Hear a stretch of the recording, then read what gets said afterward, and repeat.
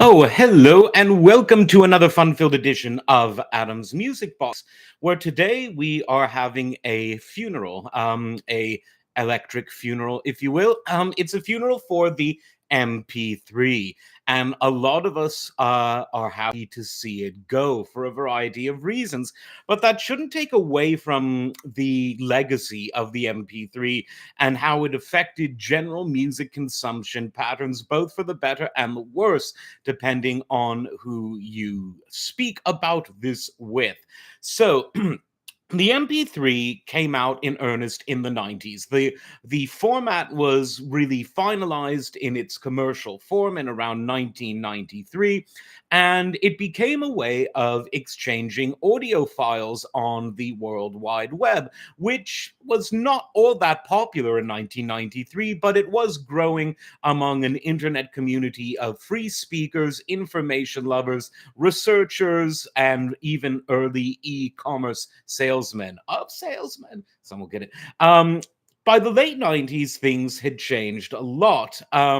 We were living in the first ever tech boom, which became the first ever tech bubble, and the world around us was changing. Those who slept through the 70s, for instance, found out what a blowjob was, something that was outlawed in the 80s, but Bill Clinton obviously changed all of that. But while he and Monica and the others were doing their things, in 1997, a revolutionary music website was launched, and this was called mp3.com. And this was the first encounter that mainstream members of the civilized world came into contact with the MP3. In short, the MP3 is a way of delivering music files online where you can store them on a hard drive. This was sort of pre-cloud days for Joe Public.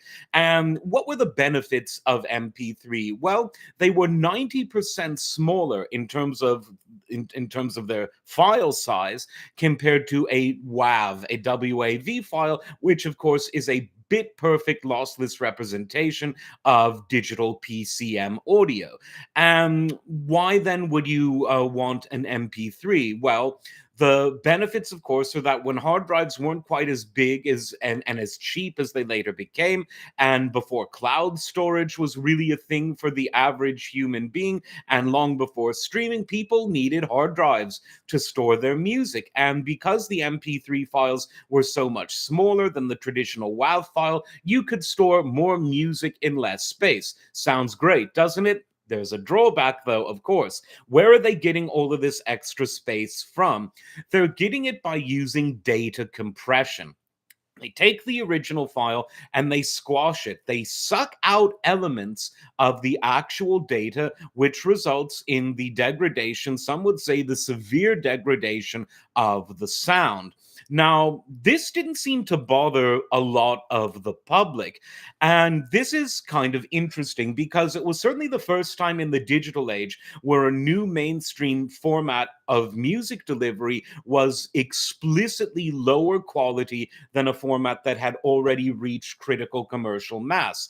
The compact disc, obviously, a fully uncompressed PCM audio, where the MP3 is highly compressed. It's a huge downgrade. And if you want to take a step further, since WAV, a music delivery file storage format, was already in existence long before MP3, and WAV could reproduce any digital file with total lossless perfection, lossless meaning no data compression, people didn't seem to bother the downgrade between WAV and MP3. Of course, these formats continued to coexist, but MP3 was much more commercially viable because of the space that it saved. It's hard to think of another time that a majorly popular audio format represented such a major sonic downgrade. You could argue that the cassette was a downgrade over the quarter-inch reel-to-reel tape and the LP. I mean, it's no argument, it was a downgrade.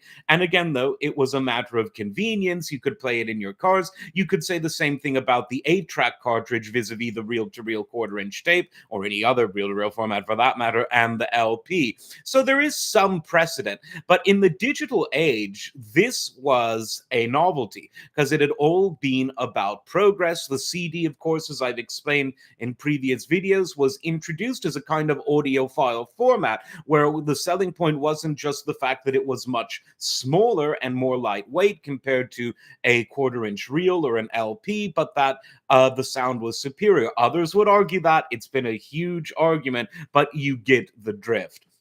MP3 made no pretense of being anything other than a space saving format, but much like the popular cassette before it, people didn't seem to care. And MP3.com became the first major centralized platform where people could pay their money and download an MP3 to store on their hard drive. In 1999, MP3.com got a major challenge from something called Napster, and it had two major advantages. One, it had a better selection, and two, it was free.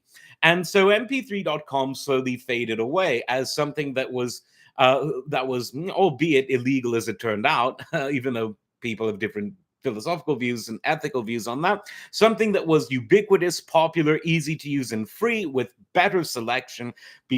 Pardon me, what was that? Became the that's the data being compressed. Became the standard musical delivery system for most young people. And again, I say young people in the late 90s, early 2000s, people outside of the sort of teens and 20s age brackets were still buying the compact disc as their major format.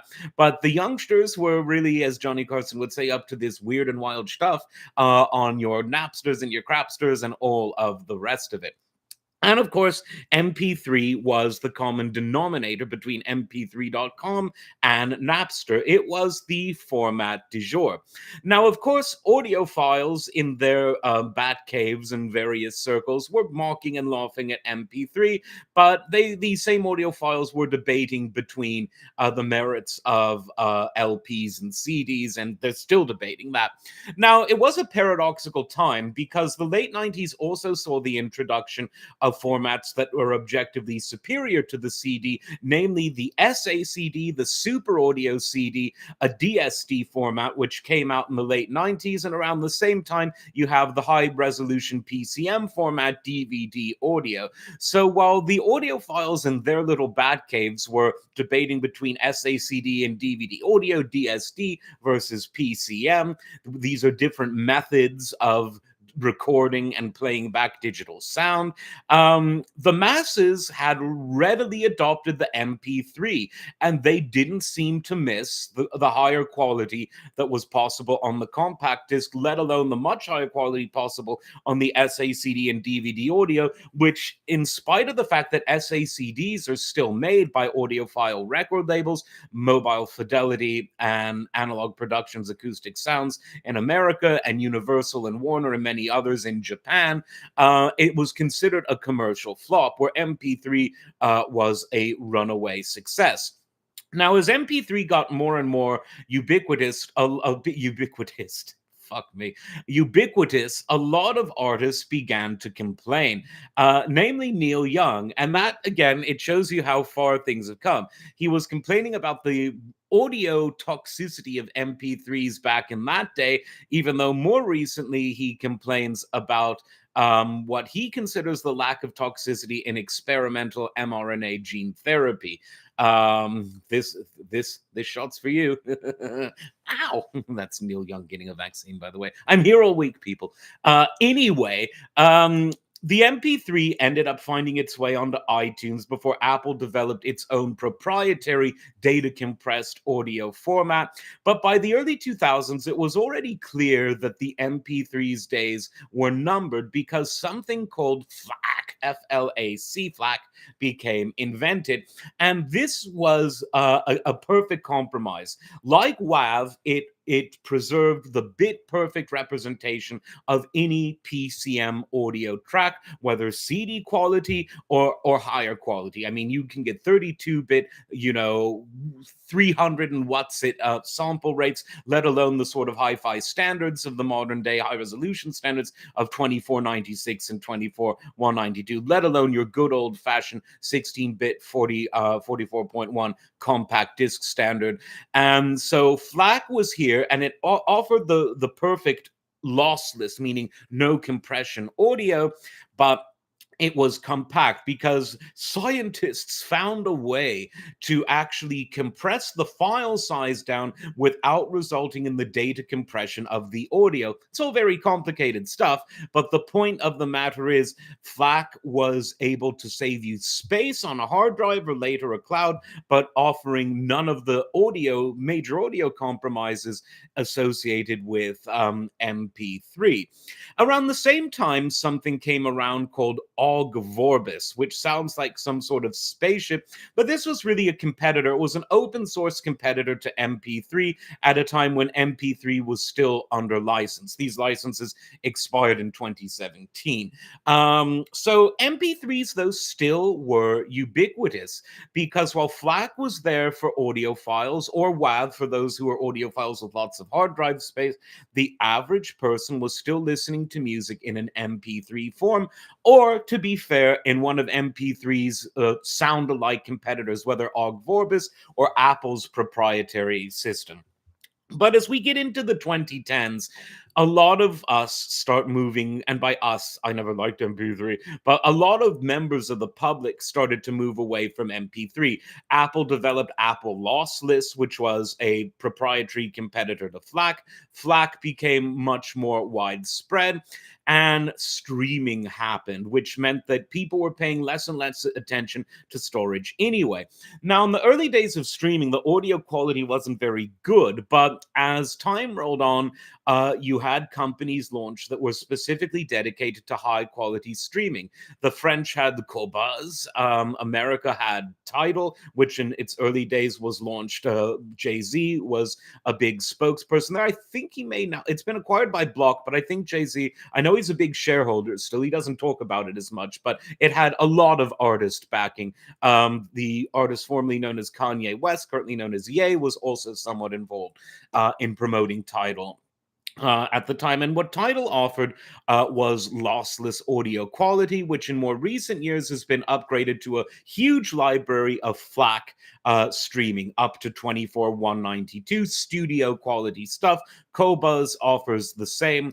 Then the other French streaming company, Desir, got rid of compression and went full MP3 quality. Apple made their streams lossless on the Apple Music, and Amazon Music offers lossless high res as well. There was, of course, one huge standout, which was 10 years late to the lossless party. And this was the most popular streaming service of them all, the one that generally had the best user interface, although it seems to get worse with every update to the UI. And this is, of course, Spotify.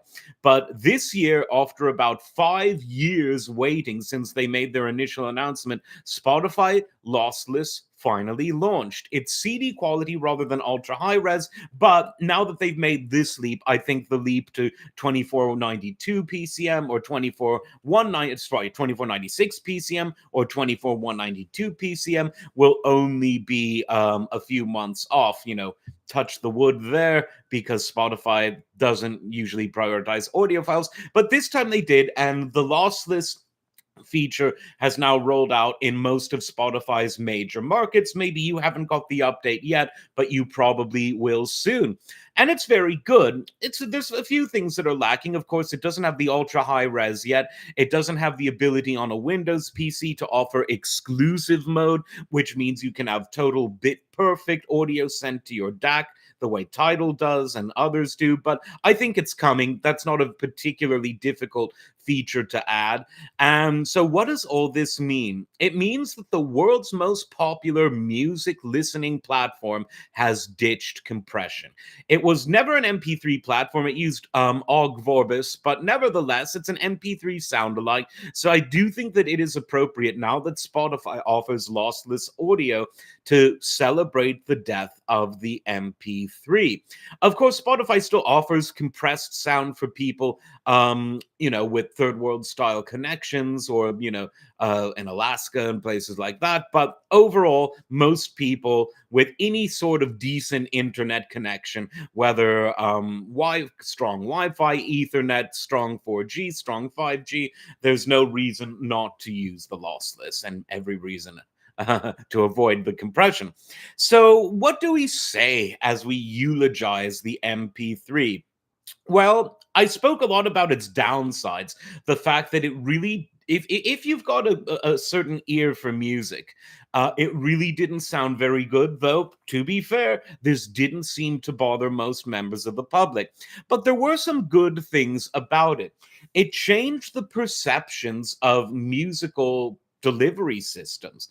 It was the first introduction that the majority of the world had to a music listening format that was not physical. Of course, radio, you could argue, was the first such format of all, but of course, radio was based on people playing physical formats, tapes, records, etc., live performances in a specific location and broadcasting it. But in terms of not having any, okay, well, a server is technically a physical format. So let's say after radio, it was the second encounter people had with a non-physical format, and the first they had with a non-physical format where they could select the music themselves and not be at the mercy of a disc jockey. And this was very crucial because as the 20th century became the 21st, physical formats started to disappear. The CD is more or less gone. You can still get them, but you don't see them in Walmarts or Costco's and music stores, apart from some small independent ones that have a local following or a niche. They're kind of gone. Tower Records gone. All of those types of things. The Virgin multi mega store gone. All of them, you know. Um, and so MP3 really kicked off this idea that you don't need physical space to hold CDs or cassettes or LPs or open reels or 8 tracks or shellac 78 discs or Edison cylinders. And this was a monumental shift in the psychology of musical consumption patterns.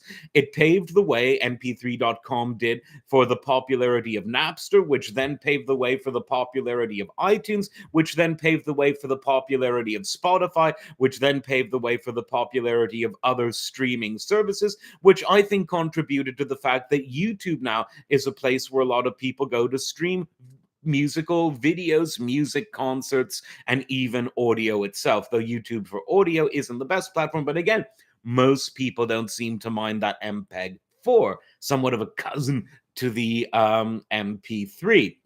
Now, I know this stream is probably, even by the standards of this channel, quite boring to most of the audience. But one, it's interesting to me. And two, I do think that it is important that format, this format that was all about convenience while saying to hell with the sound quality, was one that changed the way that people thought of music. If the MP3 wasn't as successful as it was as a format, maybe people wouldn't have taken such a shine to the idea of getting rid of physical formats. Maybe the CD would have lasted a bit longer. Maybe something like the mini disc would have been able to be brought back to life, a rival format to the CD that came out in the mid 90s before going absolutely nowhere.